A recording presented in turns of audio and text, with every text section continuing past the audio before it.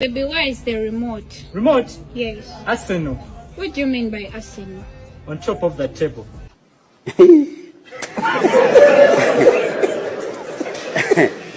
Aha. Yo.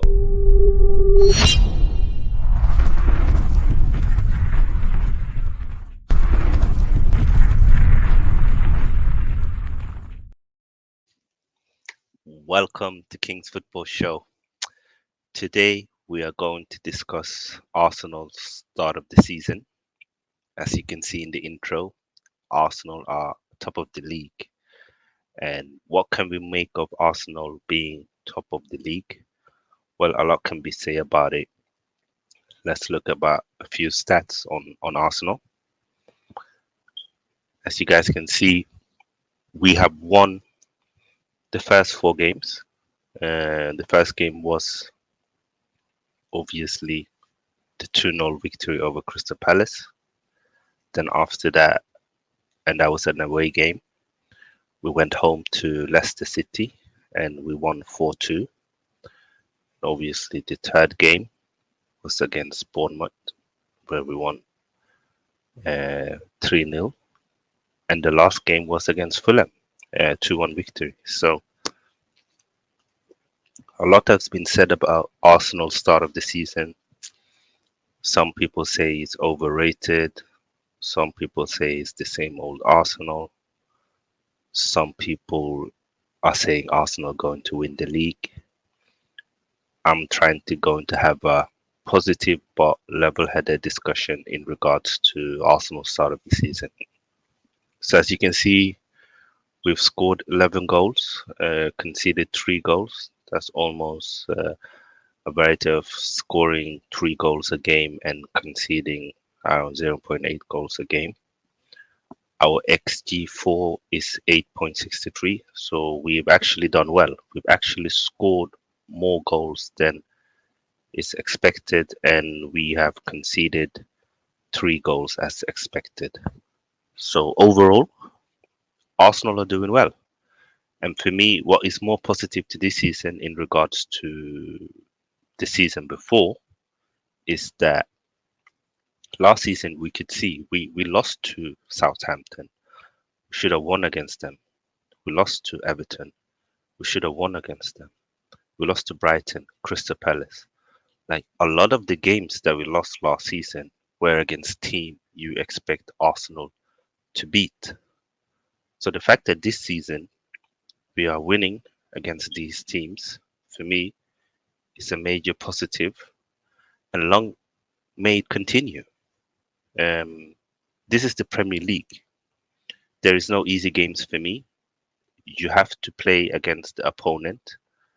I think you can't obviously make statements like Arsenal are going to win the league because nobody has won the league in August. You win the league in May. And also you have to take things into context as well. Like we've not faced Man City yet. We've not faced any of the top 6 teams yet. So for me, the first real test comes this upcoming week. We are playing against Aston Villa, who on paper could challenge for top 8, has a very good team. They got quality players in Watkins, Ings, Buendia, Coutinho, Jacob Ramsey, Luca Dean, Matthew Cash, Konsa, Martinez. Like they have a quality squad. There's no doubt about that. McGinn is another one, but they've not started well. So that is the first test for me, where we are facing a team full of quality players. The second test is obviously going to be against Man United away at Old Trafford, where our record at Old Trafford is not good. It's been better lately, but still, we know that so many times we should have won against Man United at Old Trafford. It's not been good. So for me, you can see that Man United have started to turn around their season. We can see that they won in the weekend against Southampton. and previous to that they won against Liverpool. So after a shaky start of the season where they lost against Brighton and Brentford, they've now seems to turn around their season with two straight wins. And they've also managed to secure the signings of Casemiro and Anthony. So them two signings are going to give confidence and a positivity in that squad and to the manager. So it's not going to be an easy game. It's really not going to be easy. And for me, we just have to be on our toes. In 2020, we drew at Old Trafford 1-1.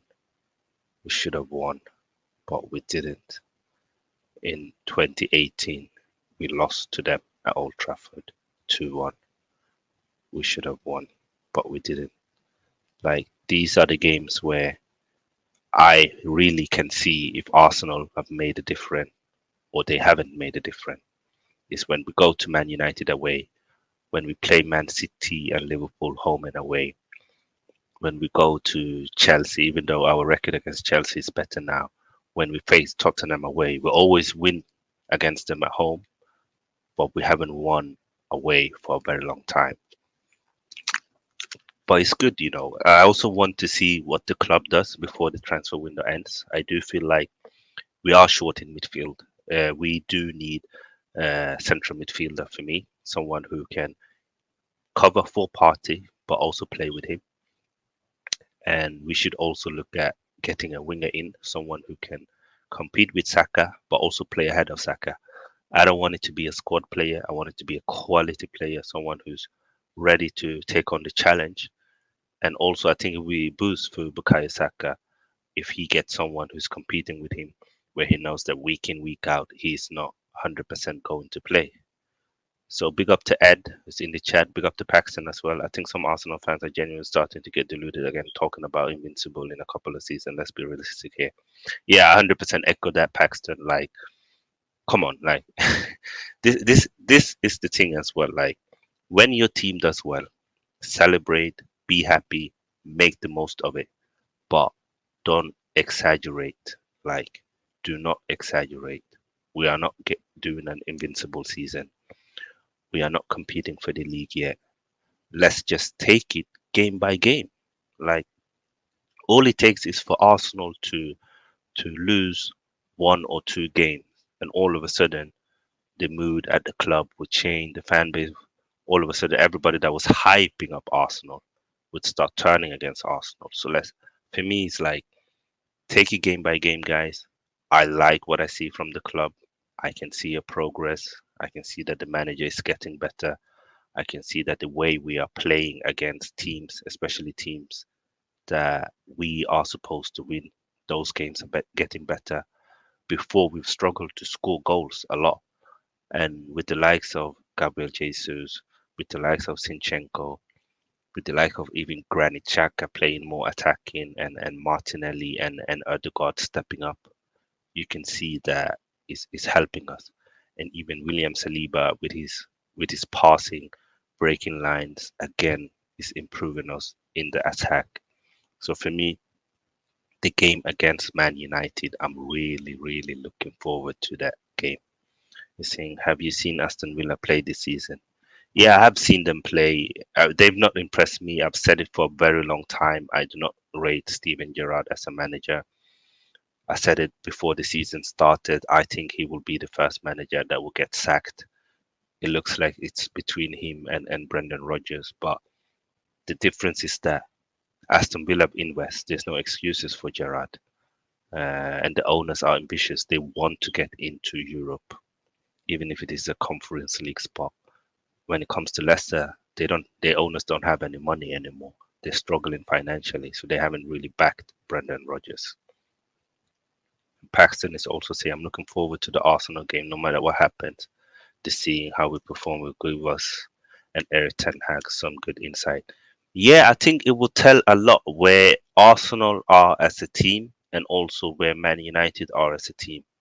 It's going to be interesting to see how both teams approach the game.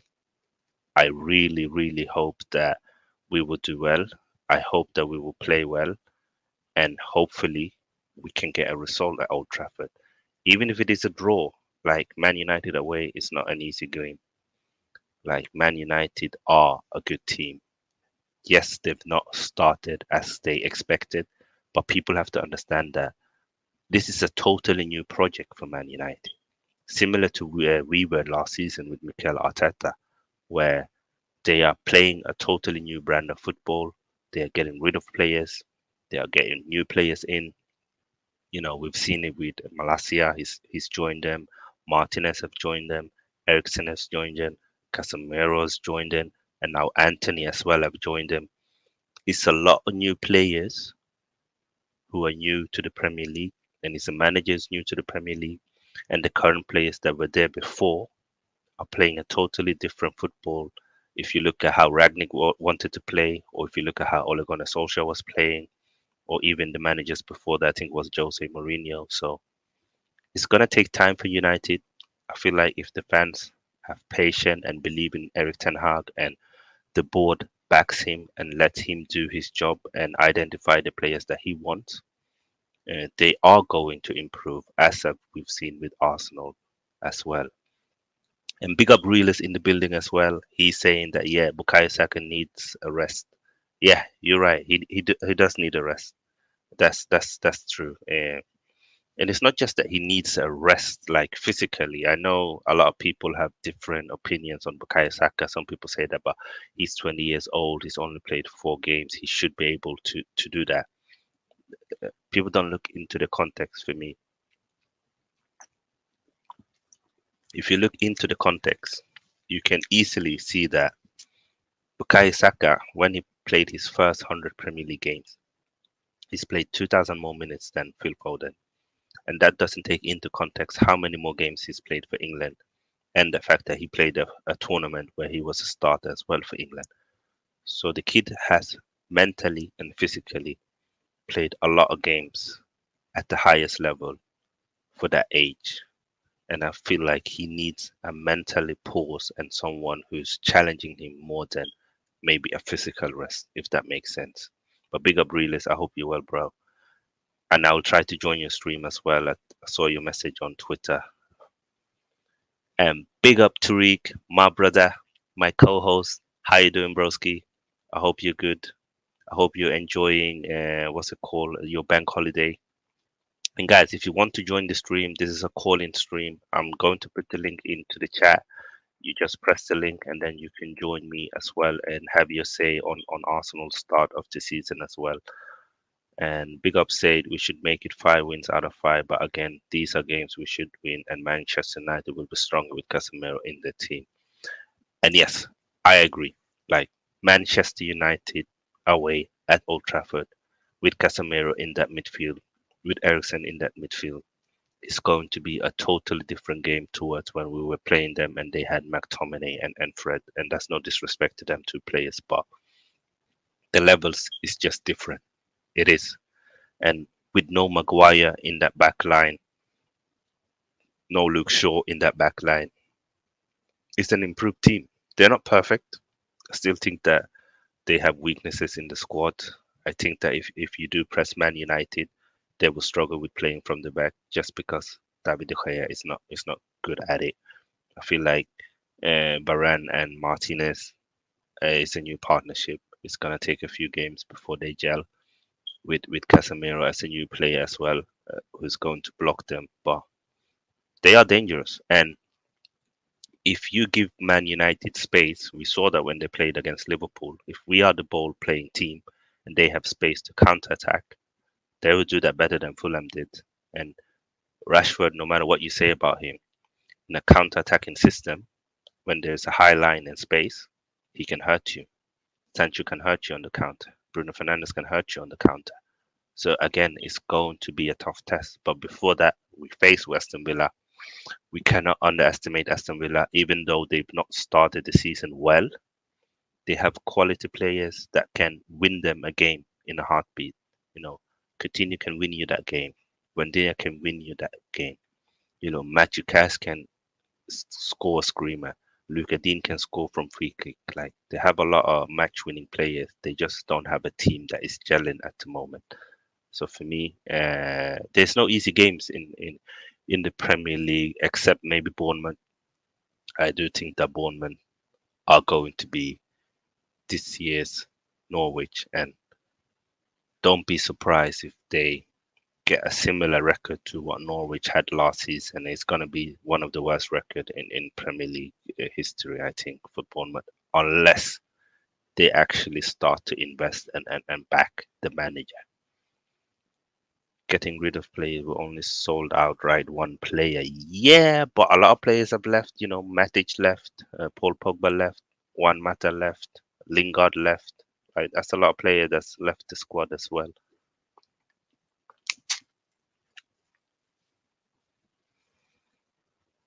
And here, also, if you had the chance to sign Marco Asensio, would you sign him? Personally, I wouldn't, but I believe he needs a new challenge.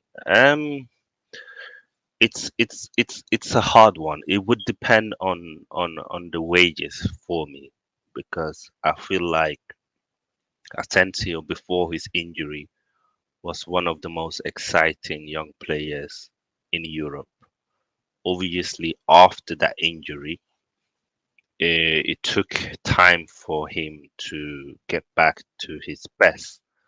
I feel like last season he was playing better than the season before, and he's another versatile player that is technically good and could do a job at the wings, but he can also do a job and in the attacking midfield role. So I wouldn't I wouldn't count him out yet as a player. He did score 10 goals in La Liga last season. The season before that, he only scored five. The season before that, he only scored three. The season before that, only scored one. And that is when he had that injury. But I feel like he needs a new challenge, like an Odegaard, like an Isco, and maybe he could be the answer. But I wouldn't overpay for him. It has to be a fee that is on and around maybe 20 millions and a contract that's on and around 100K. I would not go over and pay him like 150 or 200 or pay 30 million. I would not do that. I feel like it's a risk that I'm willing to take if it's not too expensive. And Paxton is saying Maguire to man of the match performance from the bench. Yeah, no, I mean it's incredible. He's really find his place now in the team, Harry Maguire. But I'm gonna say this towards Harry Maguire. I do feel like I blame Man United more than I blame him. It was unnecessary to give him the captaincy ban. He joined Man United and he had never played in Champions League. He had never played in a big team. I'm not even sure if he's ever played in the Europa League, and he's never won any trophies. He did not have any CV.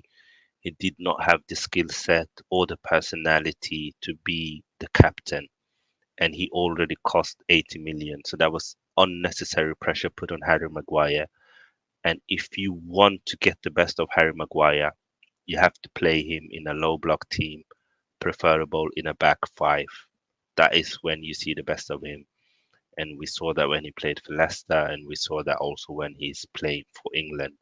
So I do feel for him, but I don't think he's the quality of a Man United team. I think probably a Leicester is his level, or somewhere around that. Aston Villa, teams like that could do with him. Any team that is ready to shift to a back five could do with Harry Maguire as long as they make sure that because when you play in a back five, you can play with a high line because you can play with one fast defender on both sides of him, so they can cover for him with recovery pace. But Man United did not do that, unfortunately for him. And Paxton is also saying, what I will say, even without finding Tariq's channel, I will be watching most Arsenal games this season. You guys are entertaining to watch. Hey, big up Paxton. Yeah, I mean, so far, it's working. It's working. Yeah, we are playing well so far. But as I said, it's going to be interesting to see how we tackle more games, how we tackle when we are in Europe. These are the questions where we need answers from. But so far, so good. Arsenal are playing better this season. And just to put things into context here, guys, since 2005, 2004, 2005 season, when we finished second behind a record winning Chelsea team, we've not won the first four games. And that is just to show people that this is not normal for us anymore. That is 17 years ago. We've gone 17 years without winning the first four games. So that is also why a lot of fans are excited. It's just that some fans take it too high. So we just have to be realistic. In October, that is when we are playing Man City, Liverpool, or Tottenham. That is when we will see where Arsenal really are, how serious we are, how we are dealing with playing multiple games in one week, how we are dealing with the Europa League schedule and the Carabao Cup, and how the manager managed the squad as well. And Paxton is also saying Asensio would be a risky as Dembele. If they could stay fit, they could do something, but why waste money on a risk? Yeah, I hear that. I hear that. Like, I feel like we are not at a stage where we need to take a risk on a player like Asensio. We should be able to, rather than just go and pay the money for Cody Gakpo, who's not as good as an Asensio, but has the potential to become a good player, or go and pay the money for Jeremy Pino, or go and pay the money for Neto. I wouldn't even mind going for Wilfred Saha.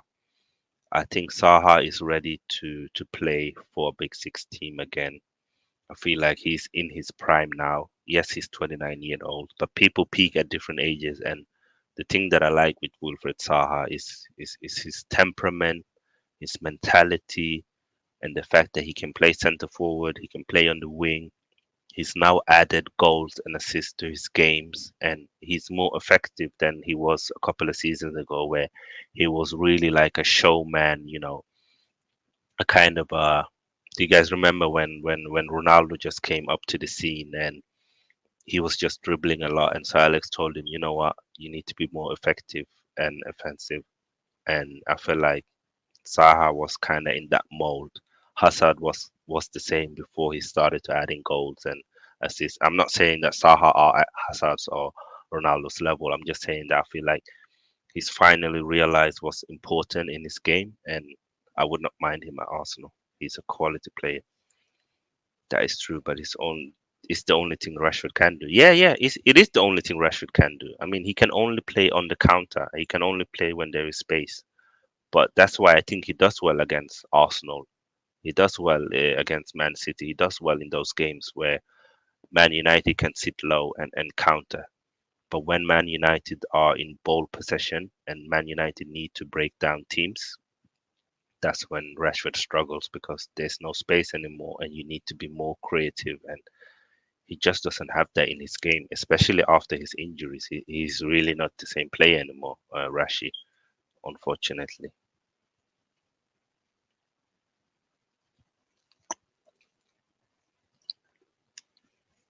And Manny is saying the League Cup and Europa League will really test our squad ability.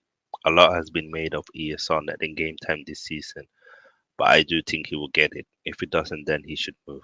No, Emil Smith Rowe will 100% play for Arsenal.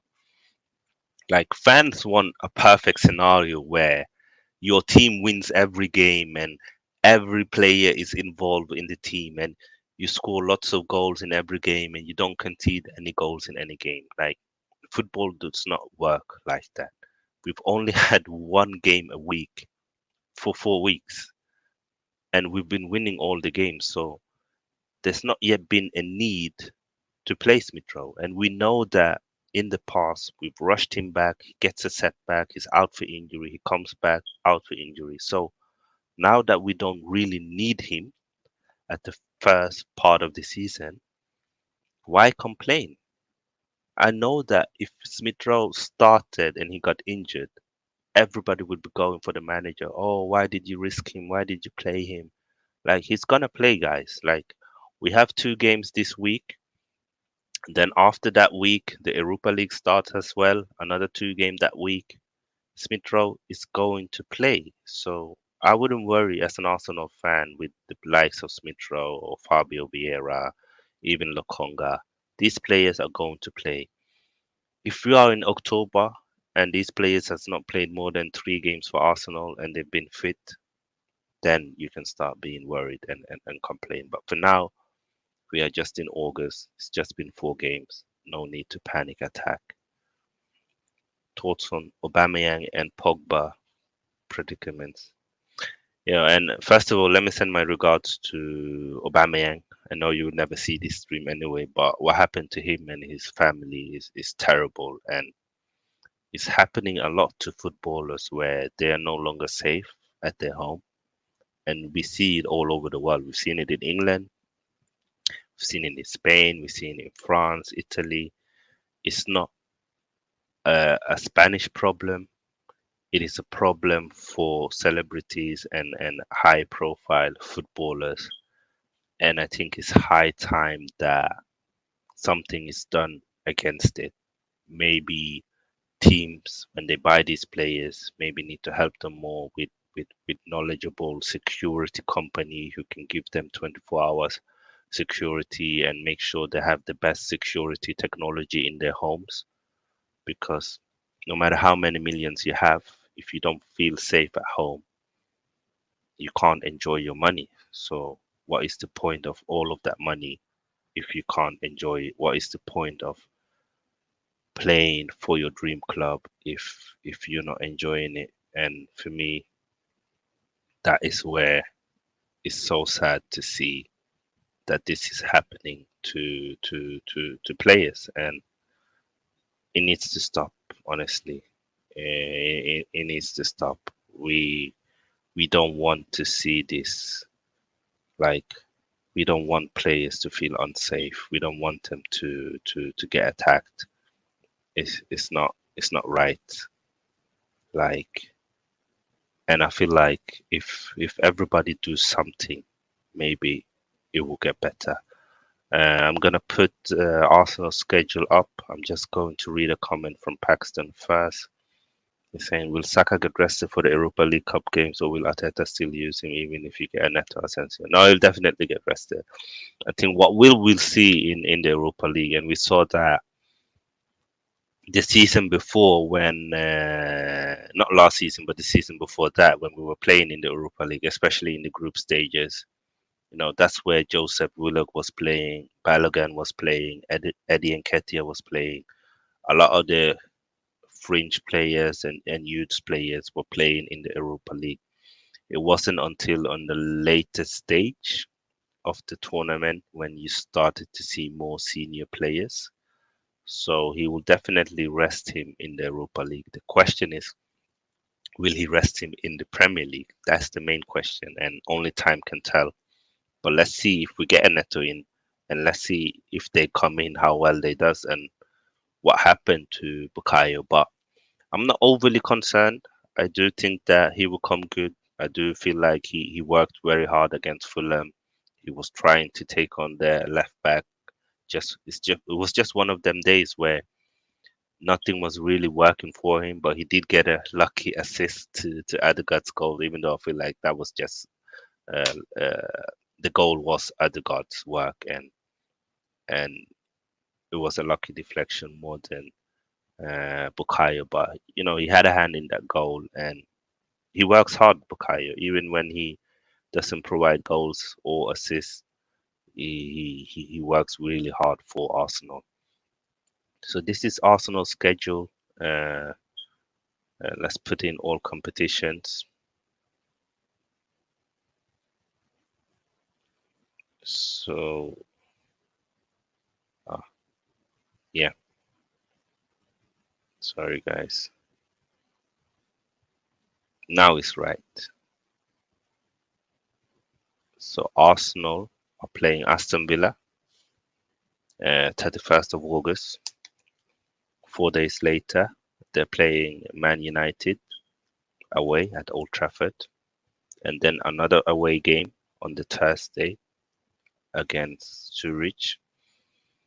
in Switzerland, and then 3 days later on the 11th to play at home against Everton, and then 4 days later again is PSV Eindhoven at home in the Europa League, and then against Brentford away 3 days later. So you can see, guys, it's a lot of games. Players will get game time, and then I think it's an international break after the Brentford game, and then we start again against Spurs.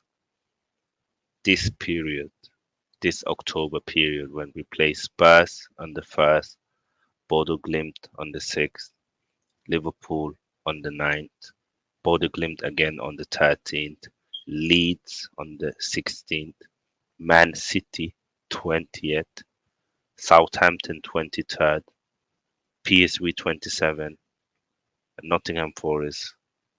Let me just count how many games this is in October because that's a lot of games that I mentioned. So it's 1, 2, 3, 4, 5, 6, 7, 8, 9 games in October. And just after that, if you look at November as well, it continues. On the 3rd of November is Zurich. 2 days later is Chelsea. Like, that's mad. That's mad. And the last game before the World Cup is against Wolverhampton on the 12th. So September as well. Let's see how many games it is in September. It's 1, 2, 3, 4, 5 games in September. So for September is not unreasonable, but 9 games in October is really going to test the squad, guys. And it's going to be interesting, man. It's going to be interesting to see how Arsenal deal with this period, and it's going to say a lot about the character of the team. And we are going to identify and look at how the manager deal with squad management, who goes on trips, who stays, who starts, who's on the bench, who rotates. That is where we're going to see. Now it's not just one game a week and it's easy to pick the squad. But big up to everyone that's tuned in. We've got 9 people that are live here with me. Massive thank you to all of you. I appreciate you. How many changes will we make in the Europa will be interesting. Yeah, I would not be surprised if the Europa League squad is something like Tina Turner in goal. No, I'm joking. Matt Turner in goal. I think maybe Tierney will start as left back. We'll probably see Rob Holding as centre back with one of Saliba and Ben White, probably Ben White and maybe Tomiyasu as right back. In midfield, we will probably see Mohamed Elneny, Sambo Lokonga, and Fabio Vieira. And the attacking line, I would not be surprised if it is Eddie Nketiah, Emil Smith Rowe, and then who's going to be the last attacking player? Maybe Martinelli, maybe Saka. That's where probably we need one more body. Maybe Marquinhos will start in the Europa League. Maybe it could be Marquinhos, Smith Rowe, and Eddie Nketiah. But we'll see. We will see. It's going to be interesting, honestly. And Paxton is saying also if Arsenal get a winger in May, in January, Pepe can get sold for 20, 30 million somewhere. Yeah, but the thing with Pepe is that he needs to start listening to his managers. I mean, I know he's just played one game for Nice, but their manager was already calling him out that he needs to defend. And when it's Arteta saying it, Arteta hates Pepe, but now that it's another manager, let's see how the reaction is and if he actually listens to the manager, because that's a bit worrying. I expect Pepe to go to France to tear it up again. He's a much older player. He got much more experience than when he left there, and he got something to prove. If he wants to get a big move after leaving Arsenal, he needs to show his worth now. And so far, it's not looking good, but it's also only one game. Maybe the manager said that to fire him up. And big up Luke as well. I hope you're good. Big up Black and Blanco as well. Big up Solo as well in the building. I'm so happy to see all of you here listening to me. waffling about Arsenal, And Luca is saying he wants Tillemans and a winger. I know he said Singer, but a winger. And he's for me. I don't want Tillemans anymore. And it's not that I don't rate Tillemans. I think he's still is a quality midfielder. But when I look at the squad, we need someone who can play DM and cover for Partey, and that Tillemans can't do for me, or you don't get the best out of him anyway. And we saw against Fulham that Elneny plays best when he plays against a Man United or a Liverpool, when he plays against teams that are going to attack us, when he can become physical and block and intercept and tackle and give the bay. But when we need to break down teams, when we need to play one touch, when we need to break the lines with the passing, that's not for him, honestly. It's not for Elneny. And good afternoon to you, Solo. I hope you're good. Over deal negotiations are still ongoing between club. It wasn't close to being agreed last week. Important meeting will take place to decide how to proceed. Chelsea insisting to include Alonso. Wow, that's going to be interesting, guys. I'm gonna make a poll. Do you think Aubameyang will stay at Barca, or do you think he would join Chelsea? And let's see. I've made a poll as well on how many signings do you think how many signings should Arsenal buy? So 58% have said two, 25% said one, 8% said zero, and 3% said, sorry, and 8% said three, which is interesting. So basically 78%, oh sorry, 82% said that Arsenal should buy a minimum of one player. Majority, 58% said that Arsenal should buy two players. And then obviously 8% said three, and another 8% said zero. We definitely need players, guys. We definitely do. We'll go to Chelsea. Aubameyang to Chelsea, yes or no?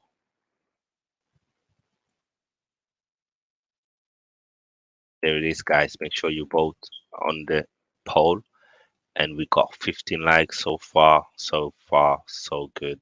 Let's see if we can get it up to 20 likes, guys.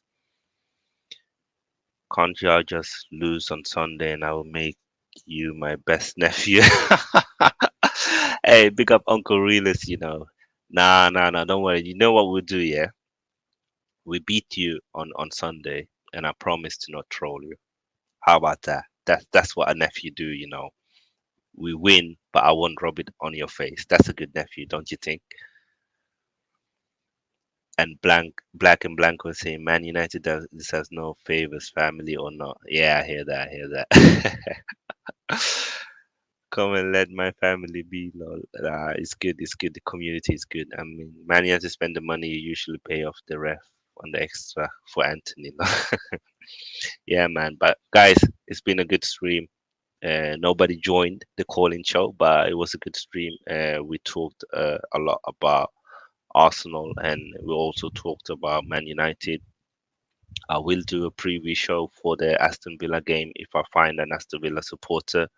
I'll definitely do a preview show for Arsenal Man United, and hopefully I can get Uncle Realist and see him on that show, which would be good. So yeah, 60% are saying that Aubameyang will go to Chelsea. 40% thinks he will stay at Barcelona. Interesting, interesting, interesting. Well, we got 12 people live in the building. Thank you, guys. Thank you for subscribing to my channel. Thank you for spreading the word. The channel is growing every week. We got 158 subscribers. Let's see if we can get to 200 subscribers by the end of September. I think we can do that, and that would be amazing. But guys, thank you for tuning into the stream. And before I leave, I just gotta show you guys something. Baby, where is the remote? Remote? Yes. Arsenal. What do you mean by Arsenal? On top of the table.